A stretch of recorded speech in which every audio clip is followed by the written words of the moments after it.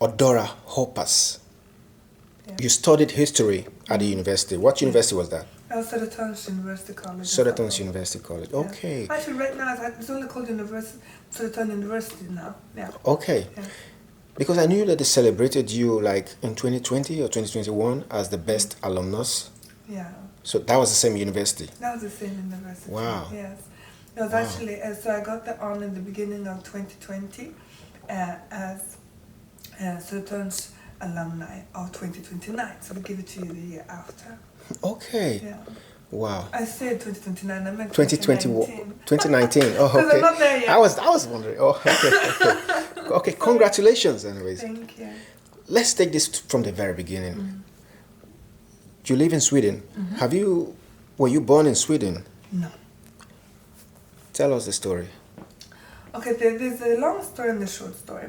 The short story is that I was born in Zambia to Ugandan parents because we had to leave Uganda due to Idi Amin, and my family was that position, so it was a life and death situation for them. I was born there. We went back to Uganda, and my parents had to leave their home country again in '87. So we came to Sweden, but we only stayed here for 5 years because my parents couldn't have the same job opportunities to the level of their competence and education that they had.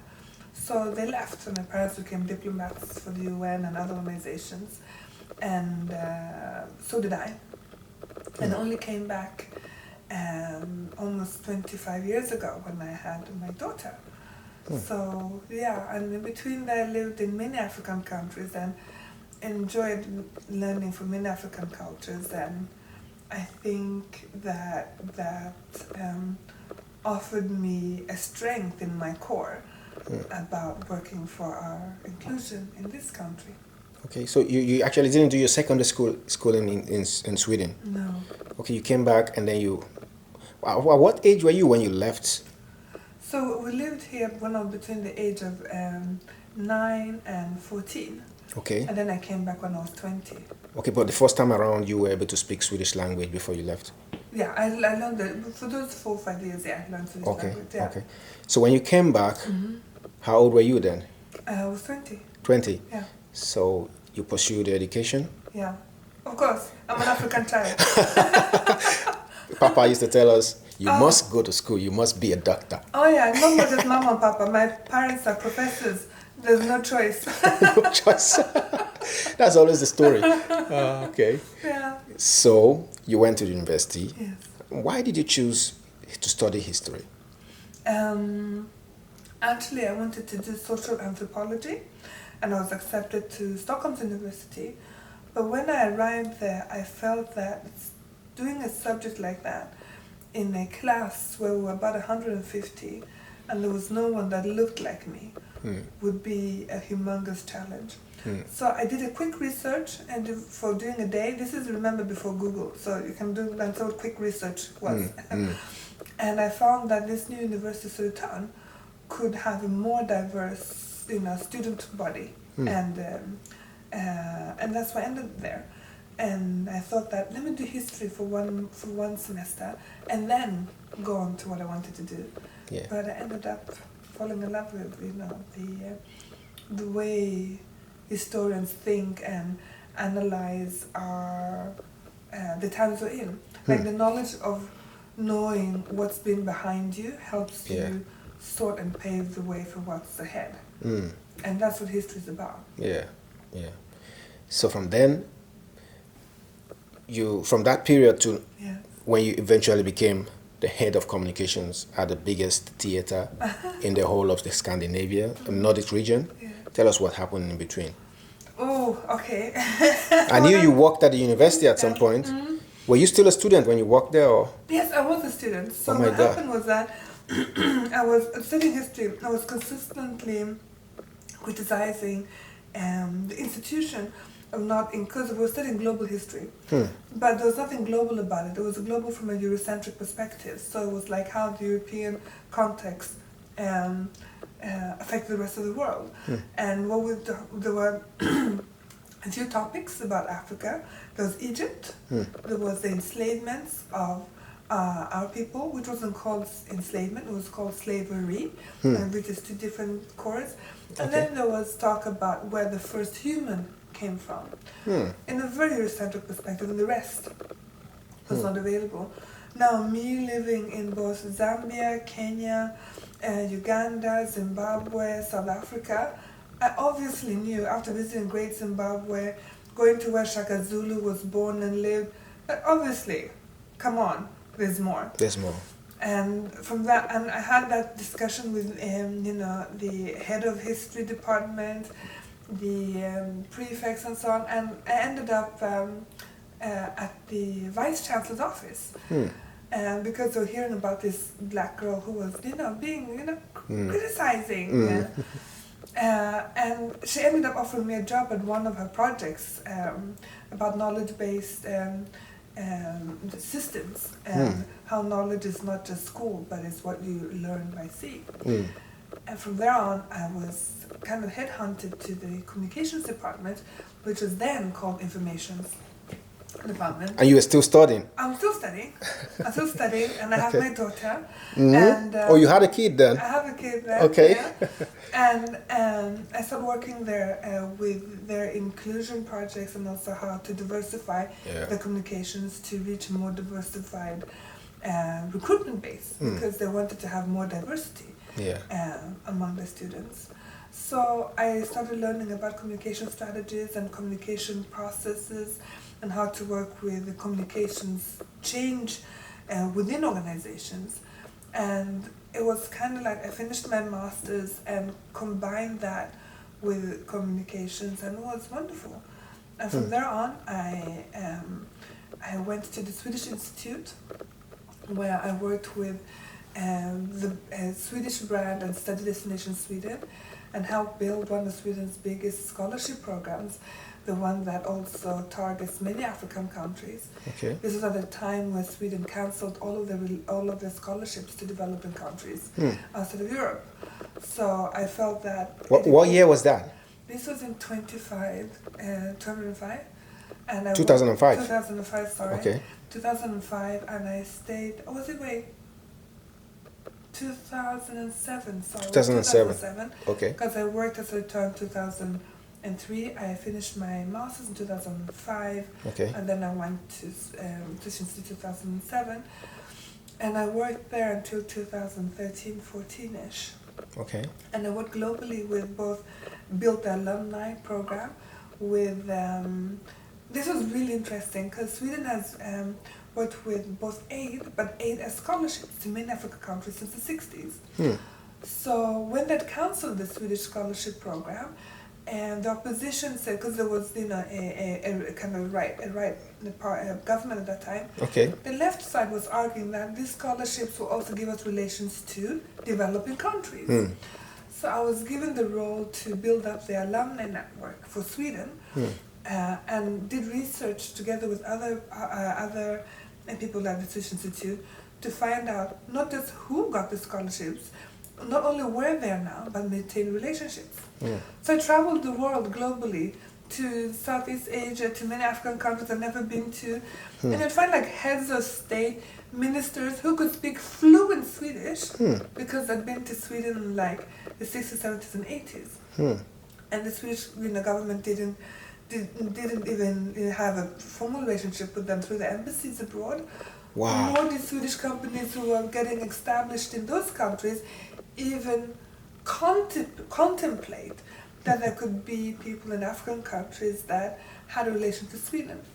So one of the things I did was to link them together. Yeah. So you mean that actually heads of states who could speak the Swedish language, who were actually students here, who lived here before, and went ahead to become presidents? Yeah.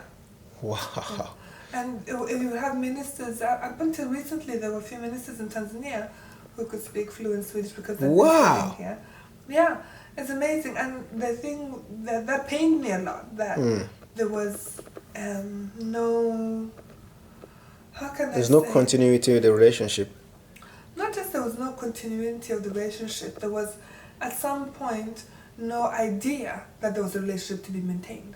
That was, and what the ideas behind that who could plausibly be. That was what disturbed me. But that work was very fulfilling, and the scholarship program is now is Sweden's biggest scholarship program.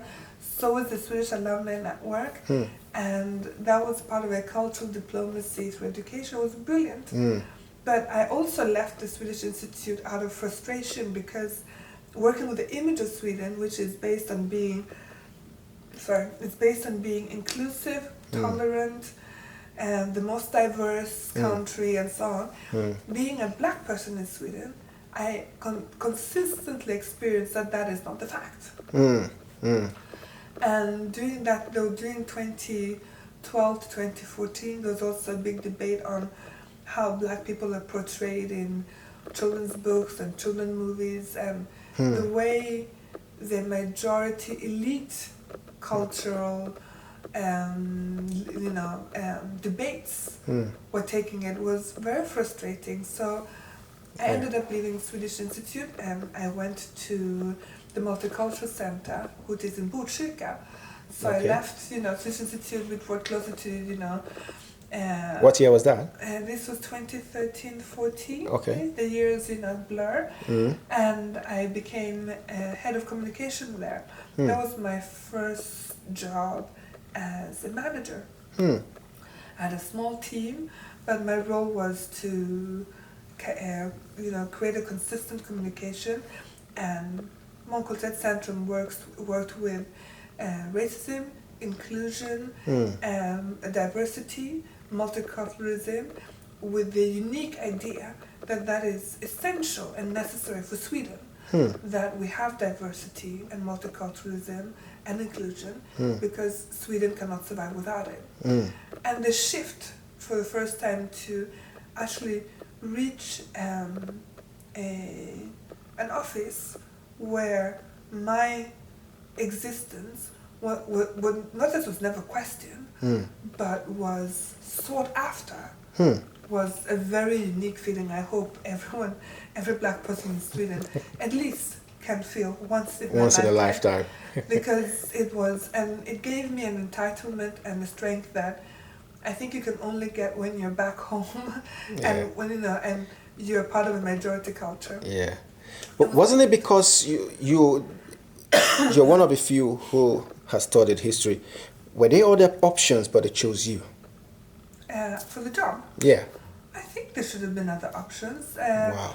I think definitely should have been other options, but I think my unique background was also coming from not just an experience of being black in Sweden, but also being black in Sweden, also working in the strategic level within the government in a strategic role with access to both thinkers and my colleagues were the ones that were creating the image of Sweden. And what we were working with was to create an image of Sweden. I mean, okay, if the country of Sweden had a PR company, the Swedish Institute is a PR company, basically. Okay. But it's not, we're paid by the government. And our role is to create a positive picture of Sweden, so it was easier for Sweden to create professional networks abroad and all of that. So when you work within that, it's very difficult for those around you to also see the difficulties that actually Sweden face. And I found that there was a discrepancy that would only see the good but not deal with the challenges and the questionable parts that were happening at the same time. And I needed to be in a space where one could also question that. And I think I distinctly think that they chose me at the Multicultural Center because I had that side of the picture as well. Okay. Yeah. Wow.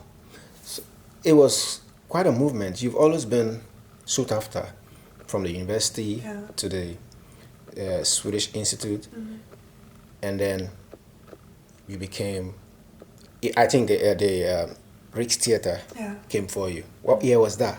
Oh, that's later. That much later? Okay, please continue the journey. So at the Multicultural Center, the biggest project, it had many projects that went to my heart, but the biggest one was that we launched the first Afrophobia report. It was about how black people in Sweden experienced racism, and this was just a few years after Afrophobia had been able to report at the police as a hate crime. So for the first time, we could see how many people are reporting hate crimes, and I could see an increase in hate crimes. And what scared me the most, what got me so sad, was that we read that black people, when they experience racism, it's often in a public place by someone you don't know, or for children at school, or at certain types of workplaces. So these are places where we actually are not protected. And first I was angry, then I was sad, and then I felt like, okay, this just verifies the feelings I have when I'm in our public places. So that was huge. It shifted, affected how I moved in society, and it also strengthened me to know that there were now statistics and data on racism happening. So, but then, okay, continue. Yeah, and then I kind of made an active choice. But what happened is that it's also very difficult to work with difficult subjects like that. Imagine spending 2-3 years and one thing I'm working with is racism, discrimination, exclusion. It's endless. Yeah, and I felt that I couldn't continue in that foreverness. And around this time was also when I formed my first organizations. I joined Afro-Svenska Riksförbund in their board, and we started the organization Mer Barnkultur, about more inclusion in child literature and culture from a multicultural perspective.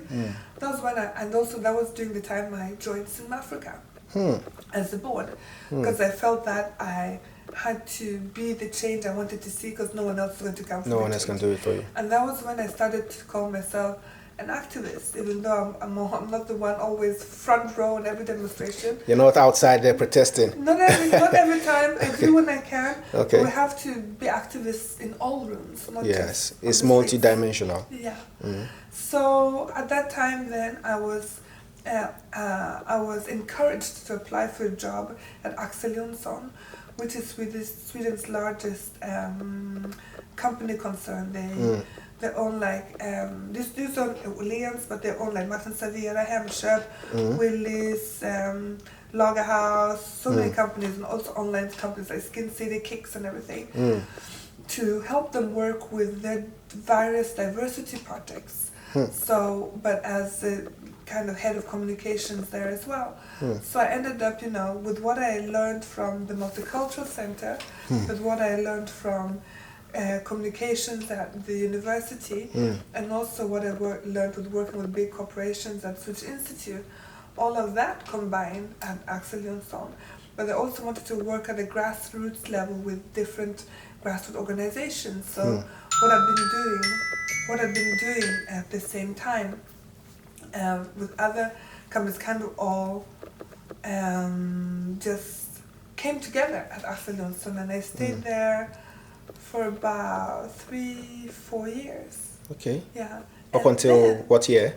And then in 2019. 2019. It was in 2029. In 2019, that was when I came to, and when I was at Axel Jonsson, I also was nominated to the board at Stockholms Konstnärliga Högskola, which is the university for the arts. Yeah. Is it the one that has somewhere in where's that place?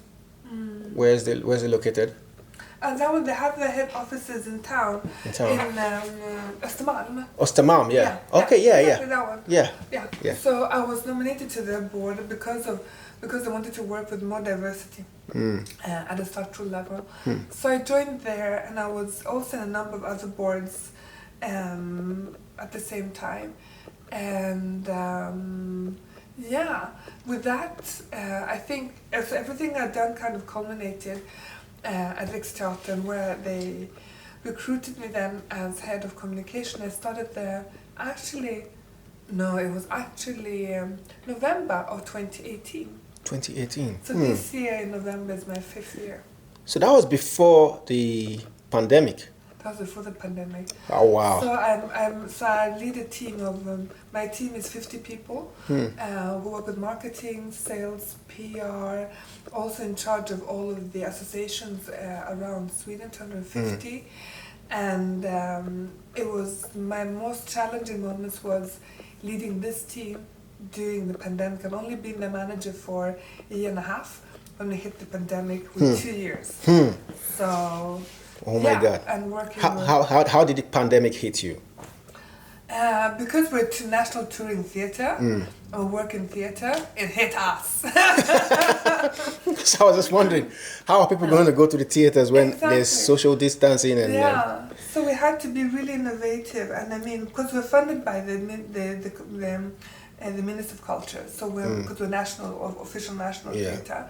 So we have funding, but we had to also be creative. So we started a play channel. We found ways to meet the audience in different ways. And we also encouraged and kept relations with, all our members. But it was challenging because everyone was afraid, not just for their lives, not just for their jobs, but how would the world be after the pandemic? Yeah. So, yeah. But after the pandemic, have there been improvements? Definitely. We've worked a lot with both diversifying our audience. We've worked a lot with diversifying what we offer the audience, but also how the team who works behind the scenes look like. So we've done a lot, and that, I think, it shows in our repertoire, and that shows in different ways. So we've come back even stronger, actually. We have more members than we've had in 20 years almost. We have a bigger audience than we expected to have after the pandemic as well last year. Wow. So at this point we're still going good, but don't want to be celebrate too quickly, but we came back in a good way. Okay. And it was during the pandemic, actually just after the pandemic last year, that I became director of Cinema Africa. So, Yay! Yeah. I mean, not director, but board director. Yeah. Board director. Okay. Congrats. Thank you. I have this important questions to ask you. Tell me. And I want you to be open with us. As a black woman, being mobile in the career that you've chosen, how is the experience like? Oh, it's very difficult being a black person and navigating in all the rooms I've been in. I don't think there are many rooms that black people in Sweden are allowed to be comfortable, and that's a fact. So I believe that many people can have experienced what I've experienced. And most of my offices, I've been the only black person at any level. I cannot think of any. When I came, there was one where I had a black colleague, but at a different department. I never saw. And you never saw, you never get to see. No. So most importantly, what you said is, in most of your offices, you've been the only black person. Yes. And you've worked from the school, from the university to Swedish Institute to Rikstheatern. Only black woman. Yeah, black woman, definitely. At the university, I had two black lecturers and professors. One was the head of the department of the economic part. We know each other so well, I end up knowing his son. The other black person, we know so well, I end up becoming friends with their daughter. Honestly, that's how few it was. How few it was. Every time I met a black woman who was senior to me, they knew my parents. And I've also, those who I didn't know, I've gone to extensive, I've gotten out of my way to get to know them, because you not only need, to learn from each other, you need to have a support system. Do you see that changing anytime soon?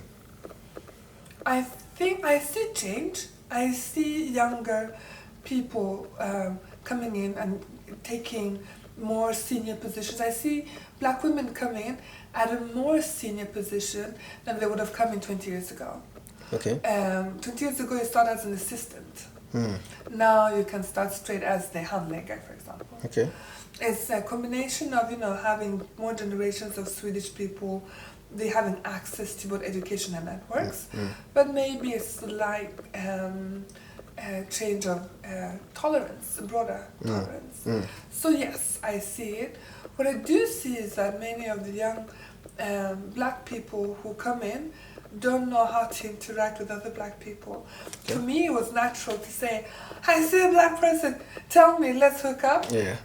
Many don't know how to interact. Okay. And therefore they lose the connection and knowledge exchange that could happen. Why is that? Is it because they want to be too professional, or they're scared not to open up?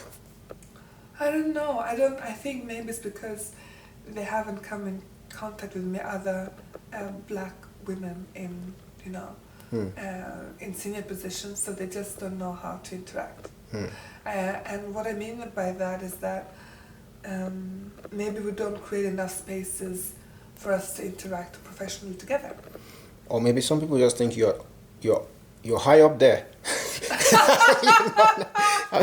I mean, you're dealing with the bosses, so they don't want to, because it's, I don't know. Maybe I haven't thought of it that way, but I can hear your points loud and clear. I'll take that with me.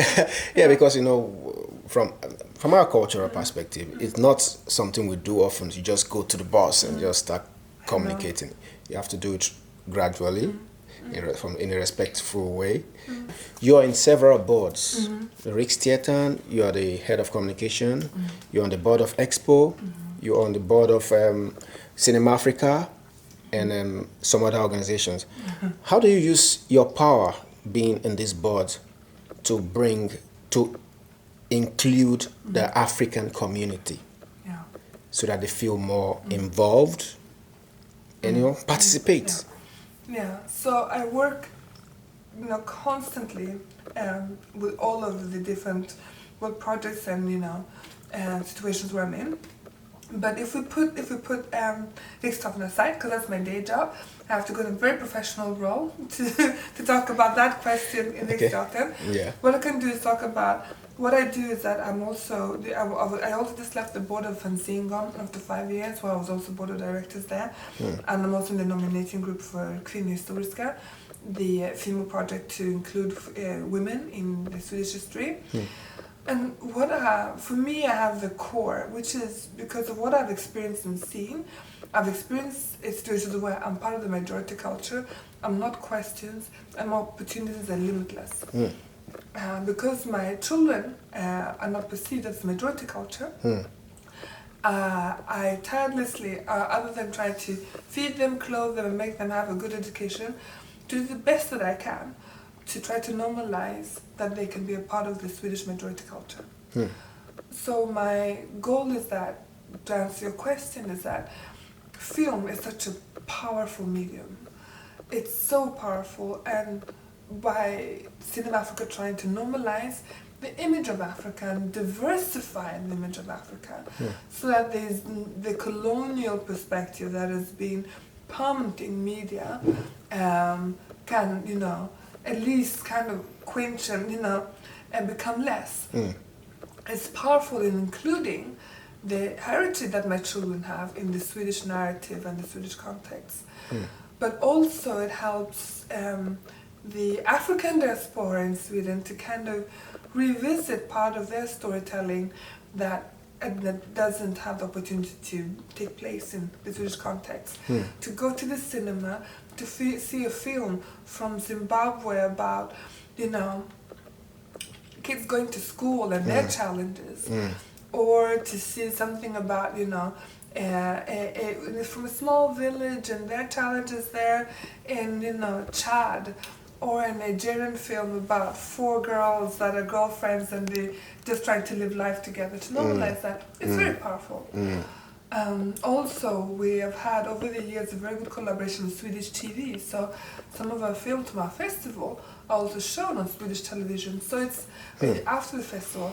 That's very powerful, and that films that are chosen by the African organization, the Cinema Africa organization, where you have a program group with a largely diaspora and African diaspora choosing films for the African diaspora here is really powerful. But in the other organizations are very different, like an Expo there. My support there is to help them have a conscious black perspective. And most people who work there are white, which is really good because racism is their problem. But to help them understand it from a black perspective. When I took the board, they're like, why don't any black people want to be in the board? Well, like, it's an organization that fights the far right. We're scared.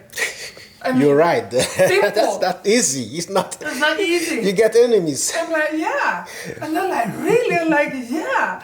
It was like, remember Maria who went with her sister on the march like a couple of years ago? Every black people were like, oh my God. So it's, to help my